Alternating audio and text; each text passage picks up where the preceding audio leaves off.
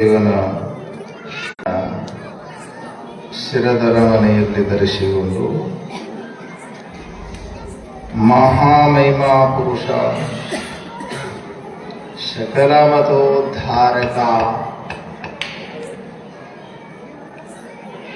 ಈ ಜಗತ್ತು ಕಂಡ ಅಪರೂಪದ ಜ್ಞಾನಿ ಮಹಾನ್ ವೇದಾಂತಿ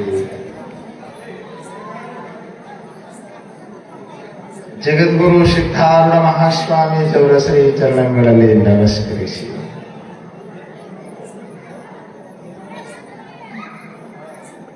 ವೇದಾಂತ ಜ್ಞಾನದಿಂದ ಒಬ್ಬ ಸಾಮಾನ್ಯ ಮನುಷ್ಯ ಎಂಥ ಅವರ್ಣನೀಯ ಸ್ಥಿತಿಯನ್ನ ತಲುಪಬಹುದು ಎಂಬುದನ್ನ ಜಗತ್ತಿಗೆ ಗುರುನಾಥಾರೂಢರ ಮೂಲಕ ಸಿದ್ಧಾರೂಢ ಸ್ವಾಮಿಗಳು ತೋರಿಸಿಕೊಟ್ರು. ಚಪ್ಪಳಿಗೆ ಹಾಕ್ತೀರಿ, ನಿಮ್ಗೇನು ಅರ್ಥ ಆಗಿಲ್ಲ, ಸುಮ್ಮನೆ ಹಾಕ್ತೀರಿ. ಗುರುಗಳು ಹಾಕಿದ್ರ ಅಂತ ಹಾಕಿದ್ರ ಅಷ್ಟೇ. ಚಪ್ಪಳಿಗೆ ಹಾಕಿದ ನನಗ್ ಗೊತ್ತಾಯ್ತು ನೀವು ಎಚ್ಚರದಿರಿ ಅಂತ ಇಟ್ಟು ಗೊತ್ತಾಯ್ತು ಅಟ್ಟೆ. ಅಂಥ ಆರೂಢ ಸ್ಥಿತಿಯಲ್ಲಿ ಮನಸ್ಸು ಮೌನವಾಗಿ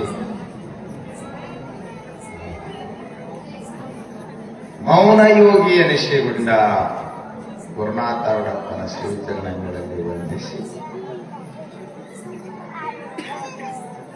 ಜಗತ್ತಿಗೆ ಬೇಕಾದದ್ದು ಅಧ್ಯಾತ್ಮ. ಅಧ್ಯಾತ್ಮದಿಂದಲೇ ಮನುಷ್ಯನಿಗೆ ಆನಂದ. ಆ ಅಧ್ಯಾತ್ಮವನ್ನ ಬಹಳ ಪ್ರಕ್ರಿಯೆಬದ್ಧವಾಗಿ ಜೀವನಾದ್ಯಂತ ನಿರೂಪಣೆ ಮಾಡಿದಂಥವರು ಸುಪುತ್ರ ಮಹಾಸ್ವಾಮಿಗಳವರು. ಮಹತ್ತರಿಗೆ ನಯಿಸಿ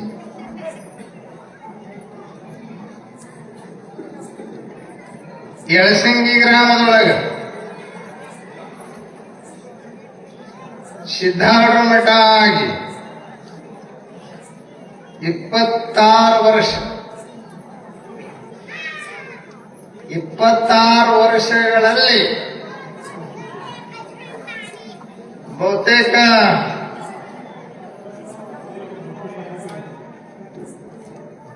ಪ್ರತಿ ವರ್ಷ ನಾ ಬಂದೇನೆ.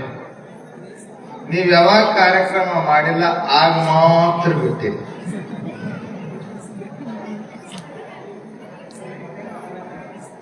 ಪುನಃ ಹಿಡಿತೀರಿ ನನಗ, ನಿಮ್ ಪುನಃ ನಿಮಗಿಲ್ಲ. ನಿಜವಾಗಿ ನಮ್ಮ ಪುನಃ ಎಲ್ಲಿ ತನ್ನ ತಾನು ಗುರುತಿಸುವುದೇ ಅಧ್ಯಾತ್ಮ. ನೆನಪಿಟ್ಟು ಅಧ್ಯಾತ್ಮ ಅಂದ್ರೆ ಏನ್ರಿ? ತನ್ನ ತಾ ಪುನಃ ಹಿಡಿಯಬೇಕು. ಮಾತಾಡ್ಸ್ಲಕ್ ಕೂಗ್ತಿರಲ್ಲ, ಮಾತಾಡ್ಸ್ಲಕ್ ಹೋಗಂಗಿಲ್ಲ ನೀವು. ಯಾರಿಗೆ ಮಾತಾಡ್ಲಕ್ ಹೋಗ್ತೀರಿ? ಹೇಳ್ತಿರ್ತಾರ ನೋಡ್ಬೇಕು. ಕಾಕಾಗ ಮಾತು ನಿಂತಾವ್ರಿ,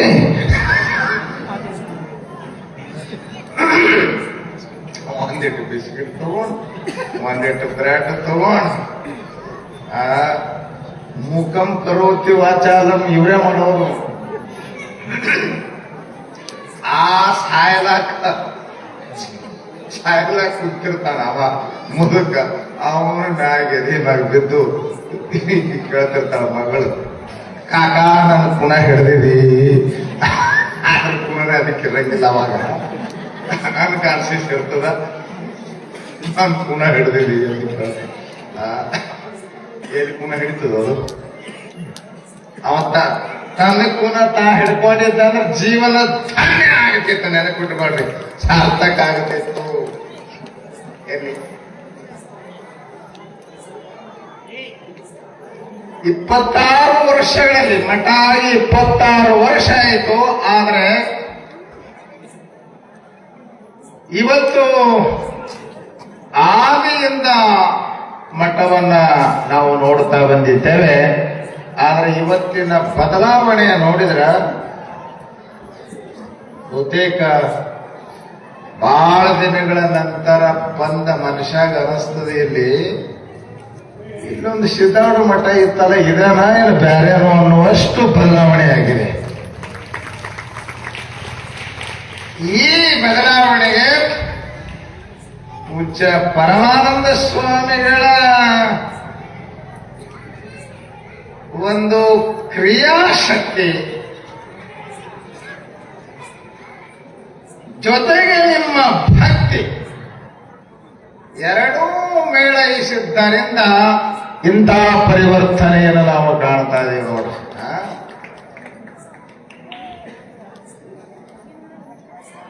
ಮಠದಿಂದ ಸ್ವಾಮಿ ದೊಡ್ಡವಾಗಬಾರ್ದು,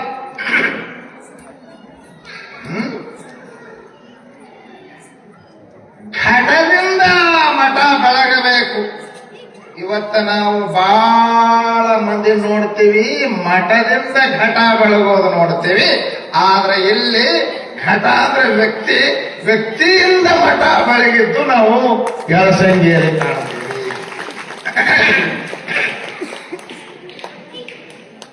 ಈ ಮಠದ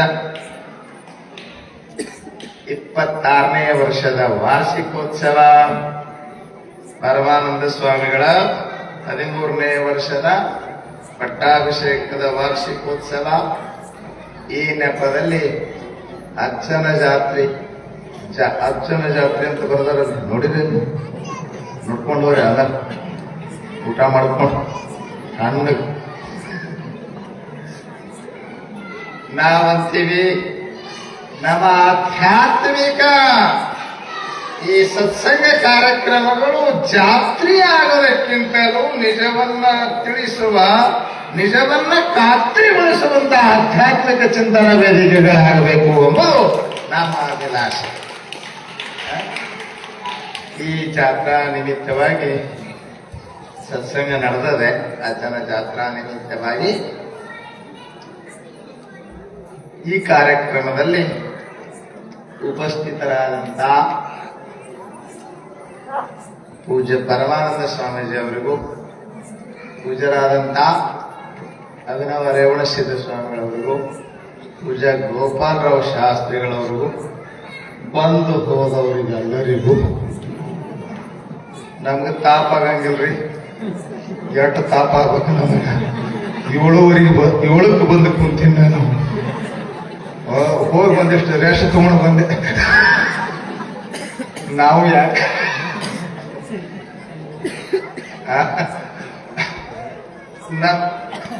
ನಮಗೊಂದು ಶಾಪ್ ಏನಂದ್ರ 3 ತಾಸು 4 ತಾಸು ಕುಂದಿರ್ಬೇಕು, ಮಂದಿಗೆ ಬೇಸರಾಗಿರ್ಬೇಕು. ಯಾವಾಗ ಗೊತ್ತಾಗೋ ಯಪ್ಪ ಅಂತ ನೀವು ಕುಂತಿರ್ಬೇಕು. ಎಂತದ್ರಾಗ ಅಂತ ಟೈಮ ನಮಗ ಇದು ಮಾಹಿತಿ ಬರ್ತದೆ.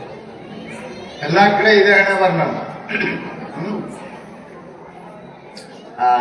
ಸುಮ್ಮನೆ ತಮಾಷೆ ಮಾಡಿದೆ ಅಷ್ಟೇ. ಬಂದು ಹೋದಂತ ಎಲ್ಲ ಅತಿಥಿಗಳಿಗೂ ಚಲೋ ಅಲ್ರಿ, ಎರಡು ಜೋಡಿಗಳು ಮಸ್ತ್ ಕೂಡ ಇಲ್ಲೇ ಬಂದು ಕೂಡ್ಯಾರ. ಅಂಗಿ ಒಂದು ಹೆಂಗ್ ಮಾಡ್ಯಾರ ಗೊತ್ತಾಗಿಲ್ಲ ನನಗೆ.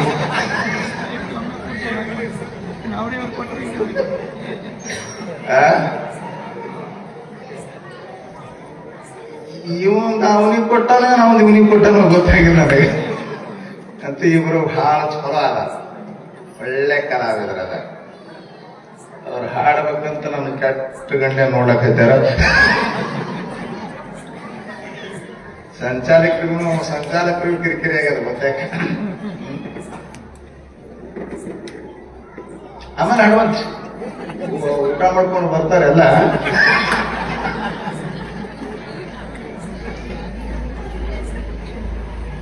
ಈಗ ನಮ್ಗ ಟೈಮ್ ಸಿಗದೆ ಬೈತ್ ನೋಡ್ರಿ, ಬಾಳ ಚಲೋ ವಚನೆ.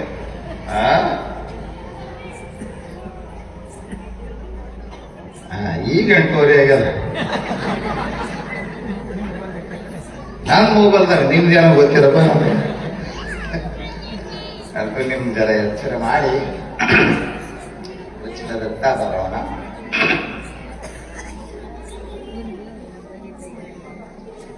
Where is the real happiness? Where is the real bliss? ಮನುಷ್ಯ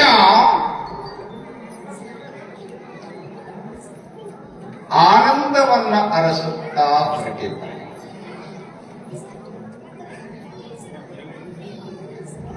ಜೀವನ ಸಮಾಪ್ತಿಯಾಗುವವರೆಗೂ ಪ್ರತಿಯೊಬ್ಬ ಮನುಷ್ಯ ಆನಂದದ ಅನ್ವೇಷಣೆಯಲ್ಲಿ ಇದ್ದಾನೆ. ಕರೆಕ್ಟ್? ಎಲ್ಲರೂ ಆನಂದವನ್ನು ಅರಸುತ್ತಾ ನಡೆದಿದ್ದೇವೆ. ಎಲ್ಲರೂ ಏನೆಲ್ಲ ಮಾಡುವುದು ಯಾತಕ್ಕಾಗಿ? ಆನಂದಕ್ಕಾಗಿ. ಮಹಾತ್ಮರು ಹೇಳುತ್ತಾರೆ, real happiness is not in the senses but above the senses and it is in every man. ಸ್ವಾಮಿ ವಿವೇಕಾನಂದರು ಈ ದೇಶ ಕಂಡ ಅಪರೂಪದ ಅಧ್ಯಾತ್ಮ ಜ್ಞಾನಿ. ಜಾಗತಿಕವಾಗಿ ಭಾರತೀಯ ಸಂತನನ್ನ ಗುರುತಿಸುವುದು ಸ್ವಾಮಿ ವಿವೇಕಾನಂದರನ್ನ. ನೆನಪಿಡಬೇಕು.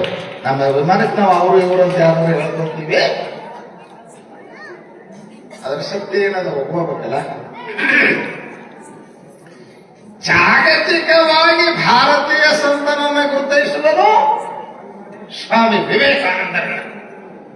ಅವರು ಹೇಳ್ತಾರೆ ಈ ಮಾತನ್ನ. ಏನ್ ಹೇಳ್ತಾರೆ? ರಿಯಲ್ ಹ್ಯಾಪಿನೆಸ್, ನಿಜವಾದಂಥ ಆನಂದ, ಇದು sense and sense subjects. Senses, sense subjects ಏನು? ನಾವು ಇದುವರೆಗೂ ನಾವು ಅನುಭವಿಸಿದ ಸುಖ ಆನಂದ ನಮ್ಮ ಕಲ್ಪನೆಗೆ ಬಂದದ್ದು ಇಂದ್ರಿಯಗಳ ಮೂಲಕ.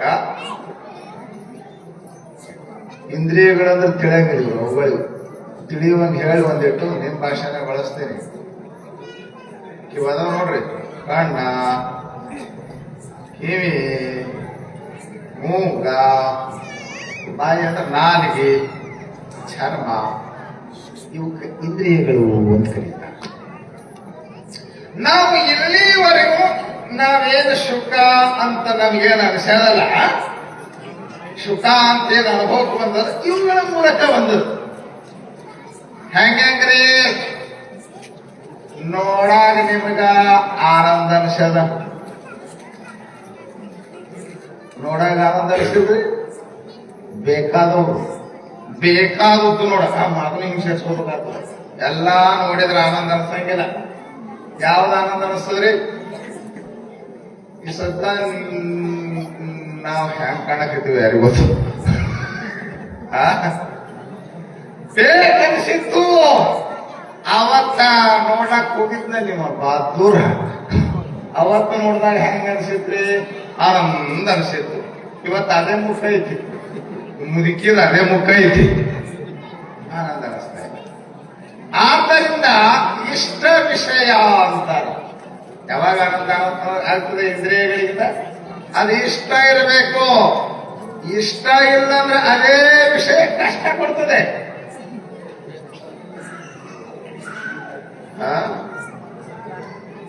ಮಾಹಿತಿ ಸಾಕಾಯ್ತು ಮಂದಿಗೆ. ಕತಿ ಹೇಳಬೇಕು ಇವ್ರಿಗೆ, ಹೋಗಿ ಮಾತು ಬರ್ತಾರಂತ ಹೇಳಿ.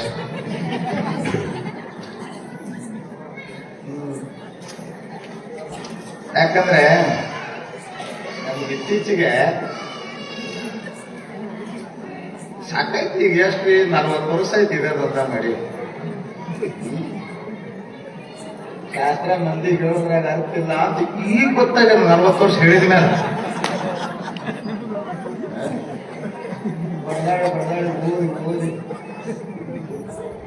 ಊದ್ರೆಲ್ಲ ಬಾಳಗಾಗಿ ಹೋದ ಅರ್ಥದ ಸುತ್ತಾಗ್ತೀನಿ.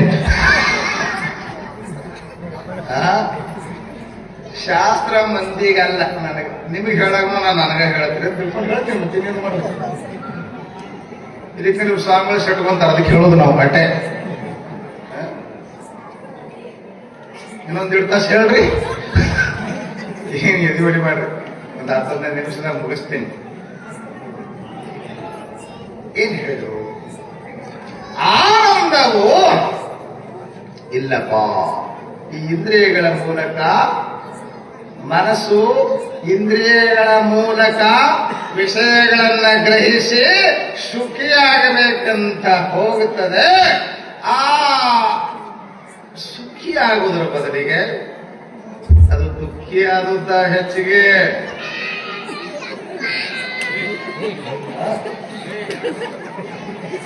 ಅಲ್ಲ, ನನ್ನ ಮಾತು ಇನ್ನೊಂದು ರಿಪೀಟ್ ಮಾಡಿ ಲಕ್ಷಿಸ್ತಾರೆ. ಮನಸ್ಸು ಇಂದ್ರಿಯಗಳ ಮೂಲಕ ವಿಷಯಗಳತ್ತ ಧಾವಿಸ್ತದೆ. ನೆನಪಿಟ್ಕೊಳ್ರಿ, ನೋಡಿದಾಗ ನಿಮಗೆ ಆನಂದ ಮನಸ್ಸಿದ್ರನೆ, ಕೇಳುವಾಗ ಆನಂದ ಮನಸ್ಸಿದ್ರನೆ, ಉಣಾಗ ಆನಂದ. ಮನಸ್ಸು ಸರಿ ಇರ್ಲಿಲ್ಲ ಅಂದ್ರೆ ಬೀಗರ ಮನೆಗೆ ಹೋಗಿರಿ, ಭಾರಿ ಚಲೋ ಅಡಿಗೆ ಮಾಡ್ಯಾರ, ನಿಮಗೆ ಪ್ರೀತಿ ತೋರಿಸಲಿಲ್ಲ, ನಿಮಗೆ ನೆಗ್ಲಿಜೆನ್ಸಿ ಅನಿಸ್ತು, ಮನಸ್ಸು ಪ್ರಕ್ಷುಬ್ಧವಾಗುತ್ತದೆ. ಮನಸ್ಸು ಯಾವಾಗ ವಿಕ್ಷೇಪಗೊಳ್ತು ಆವಾಗ ಏನು ಮಾಡ್ಯಾರಂದ್ರು ಸಹಿತ ಅದು ಹಿತ ಅನಿಸ್ತದೇನು? ಅದಕ್ಕೆ ಮನಸ್ಸೇ ಏನ್ರಿ, ಮನಸ್ಸೇ ಇಂದ್ರಿಯಗಳ ಮೂಲಕ ಎಲ್ಲ ವಿಷಯಗಳನ್ನು ಅನುಭವಿಸಿ ಸುಖಿಯಾಗಬೇಕಂತದ. ಆದ್ರ ಮಹಾತ್ಮ ಹೇಳ್ತಾರ, ಸಕಲೇಂದ್ರಿಯಗಳಲ್ಲಿ ಆ ವಿಕರಿಸುವ ಎಲ್ಲಾ ಇಂದ್ರಿಯಗಳು ಹೇಳಿದರಾಗಲೇ, ಆ ಎಲ್ಲಾ ಇಂದ್ರಿಯಗಳ ಮೂಲಕ ವಿಕರಿಸುವ ಅಂದ್ರೆ ವಿಹರಿಸುವ, ಪಾಠಾಂತರ ವಿಹರಿಸುವ ಅಂತ ಐತಿ. ವಿಹರಿಸುವ ಅಂದ್ರೆ ಬೆನ್ನ ಹತ್ತಿ ಹೋಗುತ್ತದ. ಇಂದ್ರಿಯಗಳ ಮೂಲಕ ಮನಸ್ಸು ವಿಷಯದ ಕಡೆ ಬೆನ್ನ ಹತ್ತಿ ಹೋಗುತ್ತದ. ಬೆನ್ನ ಹತ್ತಿ ಹೋಗುವಂತ ಆ ಮನಸ್ಸನ್ನ ಸೆಳೆದ್ರಿಂದ ಆತ ಸುಖಿ. ಸೆಳೆದ್ರಿಂದ ಆತನು ಹೋಗುವ ಮನಸ್ಸನ್ನು ಈಗ ಹಿಡದ ಜಾಗಿ ನಿಂದ್ರಿಸಬೇಕು. ಆ ಎಲ್ಲಾ ಹಿಡದ ಜಾಗಿ ನಿಂದ್ರಿಸಬಹುದು. ರೈಲ್ವೆನ ಹಿಡದ ಜಾಗಿ ನಿಂದ್ರಿಸಬಹುದು. ನಿಂದ್ರಿಸಾರ ಮಾಡಬಹುದು. ಅದಕ್ಕೆ ಮುಖ್ಯ ನಿಂದ್ರಿಸಾರ ಸಿದ್ಧಿಂಗ್ ಮುಖ್ಯ ಅಂತ ಹೇಳ. ನಿಮಗೆ ಪುರಾಣ ಕೇಳಕ್ ಬಹಳ ಶಾಣೆ ನೀವು ಹೇಳ್ತಿದ್ದೆ ಕತ್ತಿ. ನಮ್ ಟೈಮ್ ಇಲ್ಲ, ನಾ ಏನ್ ಮಾಡಿ.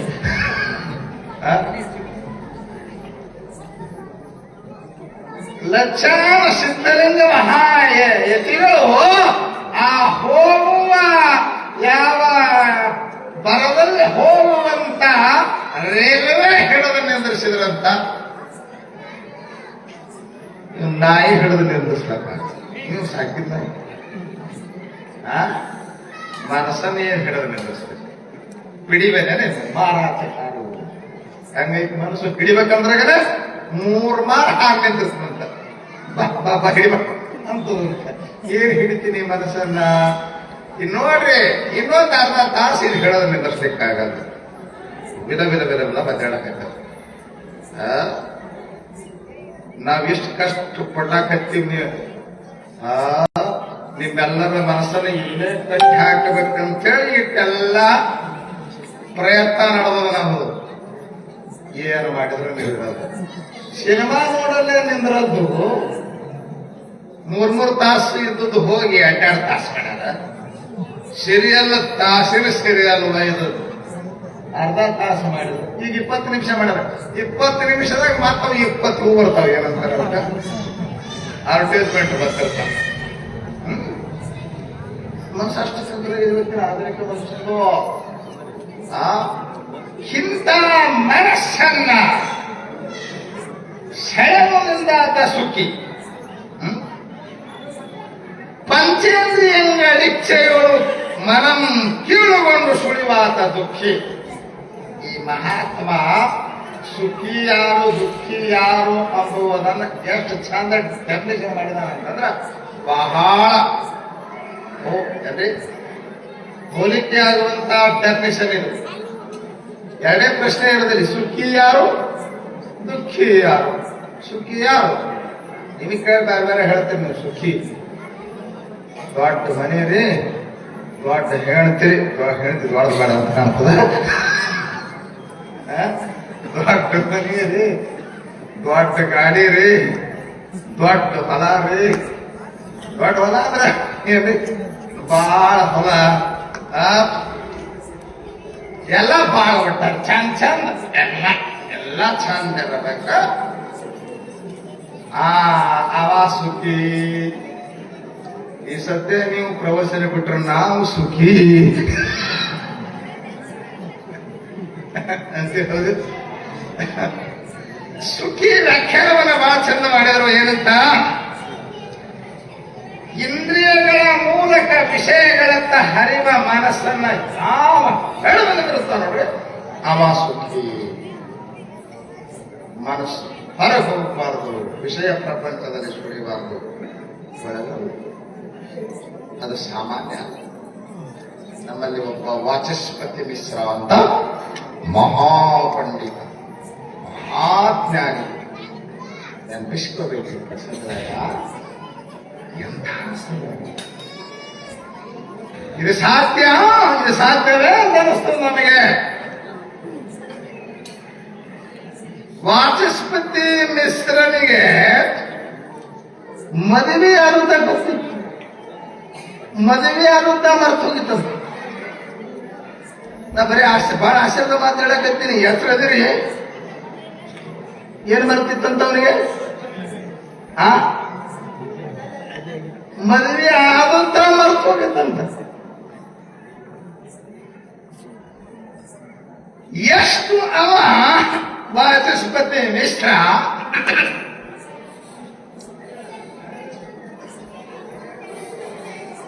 ಭಗವತ್ ಚಿಂತನೆ ಎಷ್ಟು ಮುಳುಗಿದ್ದ, ಅಂತರಂಗದೊಳಗ ಎಷ್ಟು ಮುಳುಗಿದ್ದ ಅಂದ್ರ, ನೀವು ನೋಡ್ರಿ ಒಮ್ಮೊಮ್ಮೆ ವಿಷಯದಲ್ಲಿ ಮುಳುಗಿ ಬಿಟ್ಟಿದ್ರಂದ್ರ ನಿಮಗೂ ಹೊರಗಿದ್ದೇನು ಗೊತ್ತಾಗಿಲ್ಲ. ನಾನು ಹೇಳ್ತೀನಿ, ಬಾಬಾ ಕಥೆ ಅದು ಶಾಕುಂತಲೆ ಕಥೆ, ಅದ್ಭುತವಾಗಿರ್ತಕ್ಕಂಥ ಕಥೆ. ನಿಮ್ ಕಥೆ ಹೇಳ್ತಾನೆ ತಿಳಿಸ್ತಿದ್ದವು, ಬಹಳ ಚಂದ ತಿಳಿಸ್ತಿದ್ದಾವ ಕರೆ ನಾವು. ಆದ್ರೆ ನಮ್ಮ ಟೈಮ್ ಹೋಗ್ತಾರ. ಹಾಗೆ ನೀವು ಪ್ರಪಂಚದ ಆಕರ್ಷಣೆಯಲ್ಲಿ ಮುಳುಗಿ ಪರಮಾತ್ಮನ ಹೆಂಗ್ ಮರ್ತೀರಿ? ಪರಮಾತ್ಮನಲ್ಲಿ ಮುಳುಗಿ ವಾಚಸ್ಪತಿ ಮಿಶ್ರ ಪ್ರಪಂಚವನ್ನೇ ಮರ್ತಿದ್ದ. ಅಸಾಧ್ಯ ಅನ್ಸಂಗಿದ್ದು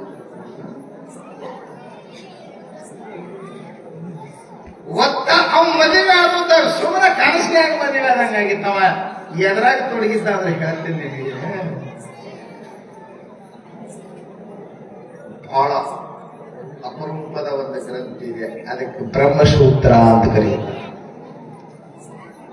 ಬ್ರಹ್ಮಸೂತ್ರ ವರ್ಕ್ ಏನಾಗಿದೆಯಲ್ಲ, ಬ್ರಹ್ಮಸೂತ್ರ ಓದ್ಬೇಕು, ಕೇಳಬೇಕು ನೀವು. ಏನು ಹೇಳೋದಿಲ್ಲ, ಹೇಳೋರು ಸಿಗ್ತಾರೆ, ಕೇಳಬೇಕು ನೀವು, ಅವನು ಕೇಳಬೇಕು. ಬ್ರಹ್ಮಸೂತ್ರ ಹೆಂಗ್ ಬರ್ದಾನ ವ್ಯಾಸ ಅಂತ ಕೇಳಿದ್ರೆ, ಇಡೀ ಉಪನಿಷತ್ತಿನ ವಿಚಾರಗಳನ್ನ ಸೂತ್ರ ರೂಪದಲ್ಲಿ ಬರೆದಾನೆ. ಇಡೀ ಉಪನಿಷತ್ತು 1200 ಉಪನಿಷತ್ತುಗಳ ಸಾರವನ್ನ ಸೂತ್ರವಾಗಿ 4 ಅಧ್ಯಾಯ ಮಾಡಿ ಸೂತ್ರ ರೂಪದಲ್ಲಿ ಬರೆದಿದ್ದಾನೆ. ಅದರ ಹೆಸರಿದೆ ಬ್ರಹ್ಮಸೂತ್ರ. ಆ ಬ್ರಹ್ಮಸೂತ್ರ ಸೂತ್ರ ರೂಪವಾಗಿರುವುದನ್ನು ಸಂಕ್ಷೇಪಿಸಿ ಹೇಳಿರುವುದನ್ನ ಸ್ಕ್ರಿಪ್ಟ್ ಮಾಡಿದಂಗೆ ಮಾಡಿದ್ದಾರೆ. ಅದನ್ನ ಅರ್ಥ ಆಗ್ತದೆ ನಮ್ಮ ಮಂದಿಗೆ. ಬಹಳ ಸೂತ್ರಿಸಿ ಸಂಕ್ಷೇಪಿಸಿ ಇಡೀ ಉಪನಿಷತ್ತಿನ ಸಾರವನ್ನ 4 ಅಧ್ಯಾಯದಾಗ ಕೆಲವೇ ಸೂತ್ರಗಳಲ್ಲಿ ತಂದು ಹೇಳೋದಂದ್ರೆ ಅದು ಬಹಳ ಅದ್ಭುತ ಕೆಲಸ. ಅದು ಅರ್ಥವಾಗದೆ ಹೋದಾಗ ಆಚಾರ್ಯ ಶಂಕರರು ಅದಕ್ಕೆ ಭಾಷ್ಯ ಬರೆದರು. ಅದ್ವೈತ ಸಿದ್ಧಾಂತವನ್ನ, ಆಧ್ಯಾತ್ಮವಾದವನ್ನ ಮಂಡನ ಮಾಡಿದರು. ಜಗತ್ತಿನಲ್ಲಿ ಯಾವ ಬಂದರೂ ಸಹಿತ ಆಚಾರ್ಯ ಶಂಕರರು ಹೇಳಿದಂತಹ ಸಿದ್ಧಾಂತ, ಅವರ ಮಾತನ್ನ ಯಾರು ಅಲ್ಲಗಳೆಯಬಾರದು. ಆ ರೀತಿಯಲ್ಲಿ ಇದಕ್ಕೆ ಒಂದು ಚೌಕಟ್ಟು ಹಾಕಬೇಕು, ಭದ್ರ ಬುನಾದಿ ಹಾಕಬೇಕಂದ್ರೆ ಅದರ ಮೇಲೆ ವ್ಯಾಖ್ಯಾನವನ್ನು ಬರೀತಾ ಇದ್ರು. ಓದೋದು, ಚಿಂತನಾ ಮಾಡೋದು, ಅದನ್ನೇ ಬರೆಯೋದು. ಅದ್ರಾಗ ಎಷ್ಟು ಮುಳುಗಿದ್ದ ಅಂದ್ರ ಅವನು ಯಾವಾಗ ಜಳಕ ಮಾಡ್ತಿದ್ದ, ಯಾವಾಗ ಊಟ ಮಾಡ್ತಿದ್ದ, ಯಾಂತ್ರಿಕವಾಗಿ ನಿಮ್ಗೆ ಹೇಳ್ತೇನೆ ಮುಳುಗದಾಗ ಹಂಗೆ ಹಿಡಿತದ. ಈಗ ವಿಜ್ಞಾನಿಗಳನ್ನೇ ನಾವು ಇವರು ಇದ್ರಲ್ರಿ ಐನ್ಸ್ಟೀನ್ ಈ ಶತಮಾನದ ವೈಜ್ಞಾನಿಕ ಕ್ಷೇತ್ರದಲ್ಲಿ ಬಹಳ ದೊಡ್ಡ ಹೆಸರು ಯಾರದು? ಐನ್ಸ್ಟೀನ್. ಅವ್ರು ನೋಡ್ರಿ ಭೌತಿಕ ಸಂಶೋಧನೆಯಲ್ಲಿ ಎಷ್ಟು ಇರ್ತಿದ್ರು ಅಂತ ಕೇಳಿದ್ರೆ, ನಾನು ವಿಚಾರಕ್ಕೆ ತೊಡಗದೆ ಅಂದ್ರೆ ಹೆಂಡತಿ ಸತ್ತ ಹೆಂಡತಿಯು ಕೂಡ ಹೇಳಿದ್ರಂತ ಅವರು, ಡೋಂಟ್ ಡಿಸ್ಟರ್ಬ್ ಮೀ, ನನಗೆ ಡಿಸ್ಟರ್ಬ್ ಮಾಡಬೇಡ. ಯಾಕಂದ್ರೆ ಒಮ್ಮೆ ಸಂಶೋಧನೆಗೆ ತೊಡಗಿದಾಗ ಒಂದು ವಿಚಾರ ಕಡೆ ಬರ್ತದ ಅಥವಾ ಅದು ಬರ್ತಂತ ಹೇಳಕ್ ಬರಂಗಿಲ್ಲ. ಈಗ ನೋಡಿ ನಾವು ಹೇಳ್ತಿರ್ತೀವಿ, ಒಮ್ಮೆ ಹೇಳಿದ್ರೆ ಮತ್ತೊಮ್ಮೆ ಬರ್ತದ, ನಮ್ಗೆ ಹೇಳಕ್ಕೆ ಆಗಲ್ಲ.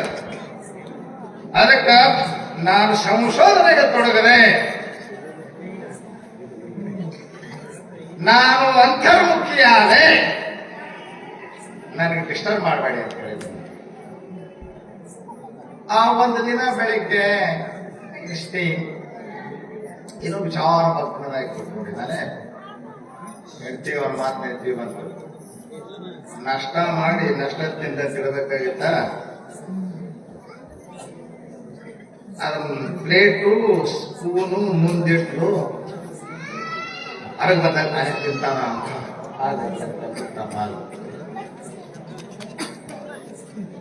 ಅದು ಅಕ್ಕಿ ಬಂದು ತಂದಿಟ್ಟು ಎಂತ ಮಗ್ನತೆ ಹೇಳ್ರಿ, ಅದ್ಭುತ ಮಗ್ನತೆ ಇದು. ಆಕಿ ಉಪ್ಪಿಟ್ಟು ಪ್ಲೇಟ್ ತಂದಿಟ್ಟು ಗೊತ್ತಿಲ್ಲ ಅಷ್ಟೇ ಅಲ್ಲ. ಕಣ್ಣಿಗೆ ಫ್ರೆಂಡ್ ಬಂದಪ್ಪ, ಸ್ನೇಹಿತ ಗೆಳೆಯ, ಅವ ಬಂದ. ಅವ ಮಜಾಕ್ ಏನ್ ಮಾಡ್ದ, ಅವ್ರ ಮುಂದಿನ ಪ್ಲೇಟ್ ತಗೊಂಡು ತಿಂದು, ಕ್ಲೋಸ್ ಫ್ರೆಂಡ್ ಇದ್ನ, ಆ ಉಪ್ಪಿಟ್ಟೆಲ್ಲ ತಿಂದು ಕೈ ತೊಳ್ಕೊಂಡು ಅವ್ರ ಮುಂದೆ ಒಯ್ದಿಟ್ಟಿದ್ದಂತೀವ. ಖಾಲಿ ಪ್ಲೇಟ್. ಎಷ್ಟೋ ಹೊತ್ತಿನ ಮ್ಯಾಗ ಐನ್ಸ್ಟೀನ್ ಹೊರಗೆ ಬಂದ. ಮುಂದ ಪ್ಲೇಟ್ ಅದು, ಖಾಲಿ ಪ್ಲೇಟ್ ಅದು ಕೈಕೊಂಡು ಕೈ ತೊಳೆದಿಟ್ಕೊಂಡದೈತಿ. ಕೈ ತೊಳೆದಿಟ್ಟು ಮುಸ್ಲಿಂ ನೀರು ಹಂಗೆ ಐತಿ. ಅವನ ಫ್ರೆಂಡ್ಗೆ ಅಂದಂತ ಐನ್ಸ್ಟೀನ್, ಇನ್ನೊಂದು ಗಂಟೆ ಮಾತ್ರ ಬಂದಿದ್ರೆ ಇಬ್ರು ಕೂಡ ನಾಷ್ಟ ಮಾಡ್ತಿದ್ದೇವೆ ಅನ್ನಂತ. ಇದು ಎದಕ್ಕೆ ಉದಾಹರಣೆ ಹೇಳಕತ್ತೀನಿ ಇದನ್ನ, ಇದಕ್ಕೆ ಭೌತಿಕ ಸಂಶೋಧನೆಯಲ್ಲಿ ತೊಡಗಿದಾಗ ಎಷ್ಟು ಮುಳುಗಬೇಕಾಗ್ತದಂದ್ರ, ಇನ್ನು ಪರಮಾತ್ಮನ ಚಿಂತನೆಯಲ್ಲಿ ಹೆಂಗ ಮುಳುಗಬೇಕು ಹೇಳಿ. ಹಂಗ ಮುಳುಗದಾಗ ನಿಮ್ಗೆ ದೇವ್ರು ಸಿಗೋದು, ಆನಂದ ಸಿಗೋದು. ವಾಚಸ್ಪತಿ ಮುಳುಗಿ ಬಿಟ್ಟಿದ್ದ, ಸಂಪೂರ್ಣ ಆಧ್ಯಾತ್ಮ ಚಿಂತನೆಯಲ್ಲಿ ಸಂಪೂರ್ಣ ಮುಳುಗಿ ಹೋಗ್ಬಿಟ್ಟಿದ್ದ.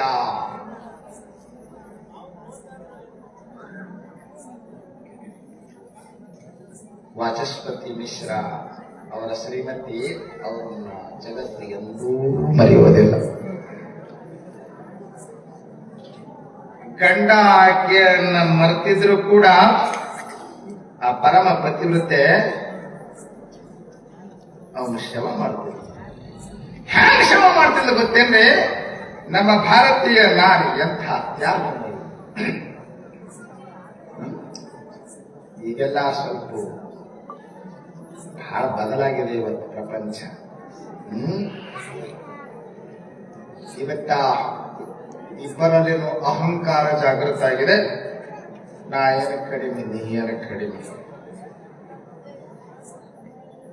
ನಮ್ಮಿನ ಹಳ್ಳ್ಯಾಗ ನಮ್ಮ ಅವುಗಳಿಗೆ ಚಲೋ ಅದ, ನಿಮ್ಗೇನು ಅನ್ನಂಗಿಲ್ಲ.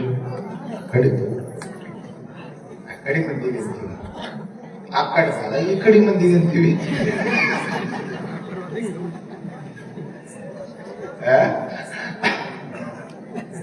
ನೋಡಿ ಎಂಥ ಆಶ್ಚರ್ಯ. ಟೈಮ್ ಆಗಿಬಿಡ್ತಲ್ಪ, ಎಂಥ ಆಶ್ಚರ್ಯ.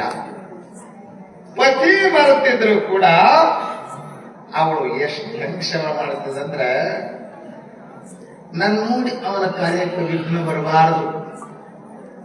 ಅವಳು ಅವನಿಗೆ ಎದ್ದ, ಸ್ನಾನಕ್ಕೆ ಕೊಂಡ, ಬಟ್ಟೆ ಒಯ್ದಿಡ್ತಿದ್ಲು, ನೀರು ಇಡ್ತಿದ್ಲು, ಊಟದ ಸಮಯಕ್ಕೆ ಊಟ ಒಯ್ದಿಡ್ತಿದ್ಲು. ಊಟ ಒಯ್ದು ಯಾರು ಹೇಳ್ತಾರ ಗೊತ್ತಾಗಿರಬಾರ್ದು, ಅಷ್ಟು ಹುಷಾರಾಗಿ ಅವಳು ಸೇವಾ ಮಾಡುತ್ತಿದ್ಲು. ಒಂದು ದಿನ ಒಂದು ಘಟನೆ ನಡೀತು. ಏನ್ ನಡೀತು? ಅದು ರಾತ್ರಿ ಆಗಿದೆ. ಬ್ರಹ್ಮಸೂತ್ರದ ಕೊನೆ ಸೂತ್ರದ ಭಾಷ್ಯಗೆ ವ್ಯಾಖ್ಯಾನ ಮಾಡ್ತಾ ಇದ್ದಾರ ವಶಿಷ್ಠ ಮಿಶ್ರ. ಅದೊಂದು ಸೂತ್ರಕ್ಕೆ ವ್ಯಾಖ್ಯಾನ ಮಾಡಿದ್ರೆ ವ್ಯಾಖ್ಯಾನ ಬರ್ತಾರೆ. ಇನ್ನೊಂದು ಚೂರು ಬರೆಯೋರಿವೆ. ದೀಪ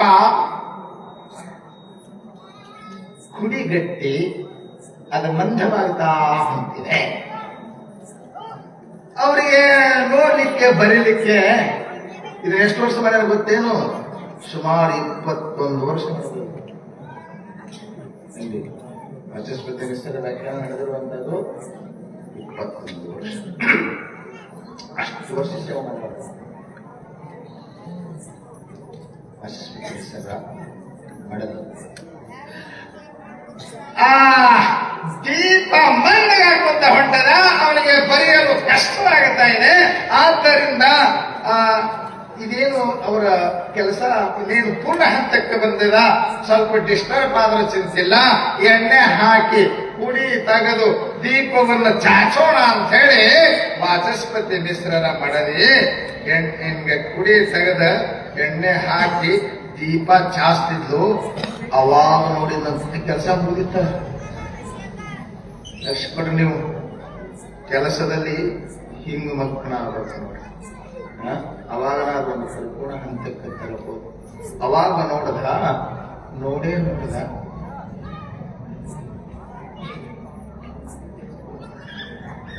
ಅವಳು ಯಾರಂತನ ಕೂಡ ಹಿಡಿಲಿಕ್ಕಾಗಲಿಲ್ಲ. ಯಾರನ್ನ ನೋಡ್ಯಾನ ಮದುವೆ ಆದ ಹೇಳ್ತಿ ಲಕ್ಷ ಕೊಡ್ರಿ. ದೇವಿ ತಾವು ಯಾರು ಅಂತ ಕೇಳಿದಂತ. 8 ವರ್ಷ ಮದುವೆ ಆಗಿ ಬಂದು ಹೇಳ್ತಿ ನೀ ಯಾರು ಅಂತ ಕೇಳಿದ್ರ ನೀವ್ಯಾರ ಆ ಜಾಗದಾಗಿದ್ರ ಏನಾಗ್ತಿತ್ತು? ಏನಾಗ್ತಿತ್ತು ಹೇಳ.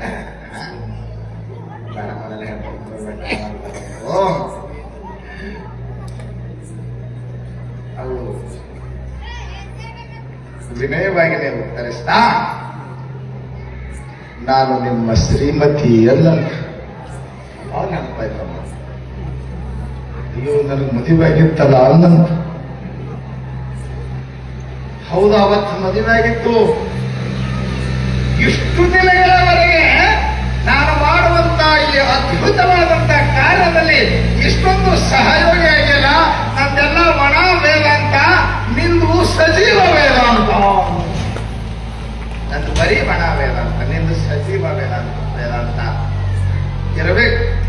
ಭಾರತದ ನಾರಿಯರು ಹೆಂಗ್ ಬದುಕಿದ್ದರು ಅಂತ ಜಗತ್ತು ಸದಾ ನಿನ್ನನ್ನ ಸ್ಮರಿಸ್ತಾ ಇರ್ತದ.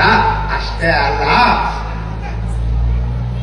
ನಾವು ಅದ್ಭುತವಾದಂತಹ ಗ್ರಂಥ ಬರೆದೇನೆ. ಈ ಭಾಷ್ಯದ ವ್ಯಾಖ್ಯಾನಕ್ಕೆ ನಾನು ಹೆಸರೇನಿಡ್ತೀನಿ ಅಂತ ಕೇಳಿದ್ರ ಅವಳ ಹೆಸರು ಈಗ ಹೇಳಕತ್ತೀನಿ ನಿಮಗೆ, ಭಾಮತಿ. ಇದು ವಿದ್ವತ್ ಲೋಕದಲ್ಲಿ ಅದು ಕಲ್ಪನೆ ಬರ್ತದೆ, ಗೊತ್ತಾದವ್ರು ಯಾರಿಗೂ ಗೊತ್ತಾಗಲ್ಲ. ಸಂಸ್ಕೃತ ವಿದ್ವತ್ ಲೋಕದಲ್ಲಿ, ಸಂಸ್ಕೃತದ ಸಾರಸ್ವತ ಲೋಕದಲ್ಲಿ ಭಾಮತಿಯ ಸ್ಥಾನವು ಎಂಥ ದೊಡ್ಡದು ಎಂಬುದು ಅಲ್ಲಿ ಗೊತ್ತಾಗ್ತದೆ.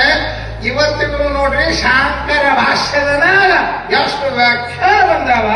ಭಾಮತಿ ಅಂತ ವ್ಯಾಖ್ಯಾನ ನಾವು ಎಲ್ಲೂ ಕಾಣಂಗಿಲ್ಲ. ಭಾಮತಿಯ ಹೆಸರು ವಾಚಸ್ಪತಿ ಮಿಶ್ರನ ಹೆಸರು ಉಳಿಲಿಲ್ಲ ಜಗತ್ತಿನಾಗ. ಭಾಮತಿ ಉಳಿದಿದ್ದಾಳೆ. ಯಾಕೆ? ಅವಳ ತ್ಯಾಗ ಸೇವಾದಿ. ಹೆಂಗ ಮುಳುಗಬೇಕು? ಅಂತರ್ಮುಖಿಯಾದಿ ಅಂತಂದ್ರೆ ನಿನಗೆ ದೇವರು ಸಿಗ್ತಾನ, ಆನಂದ ಸಿಗುತ್ತದೆ ಅಂತ ಹೇಳಿ ವಚನ ದರ್ಶನ ಸಿಗ್ತಾಳ ಮಾಡಿ ನನ್ನ ಮಾತು ಮುಗಿಸ್ತಾ ಇದ್ದಾನೆ. ಹರವು ಇಲ್ಲಿವರೆಗೂ ಬಹಳ ವಿಶೇಷವಾಗಿ ಇವತ್ತಿನ ವಿಷಯದ ಕುರಿತು ಒಂದು ನಿಮಿಷ. ನಾಳೆ ಬೆಳಿಗ್ಗೆ ಸಭೆಗೇನೆ ಪರಮ ಪೂಜ್ಯರಾಗಿರುವಂತ